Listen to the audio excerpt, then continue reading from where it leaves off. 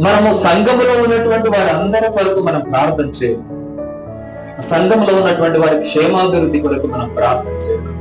మన బంధువుల కొరకు, మన స్నేహితుల కొరకు మనం ప్రార్థన చేయాలి. మనం ప్రార్థన చేస్తే దేవుడు వారికి నిశ్చయముగా సహాయం చేస్తాడు.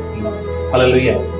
నువ్వు ప్రార్థన చేయాలి. నువ్వు ప్రార్థన చేయకపోతే ఏమవుతుందిలే, ఒకరోజు ప్రార్థన చేయకపోతే ఏమైతుందిలే అనుకుంటే నిజంగా నువ్వు పాపం చేసినటువంటి వాడు అవుతావని పిల్లరా దేవుని లేఖనాలు సెలవిస్తుంది. హల్లెలూయా. ప్రార్థన చేసేటటువంటి వాళ్ళను పట్టుదల కలిగి ప్రార్థన చేయాలి. మీకు ఒక ఉదాహరణ చెప్తాను. ఈ ప్రార్థన ఎదుట అందరూ సమానమే. యాజకుడని, లేకపోతే పాస్టర్ గారని, లేకపోతే విశ్వాసని అనేటటువంటి తేడాలు.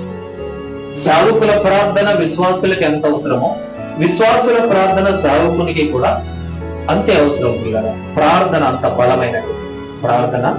అంత బలమైనటువంటిది. సేవకుల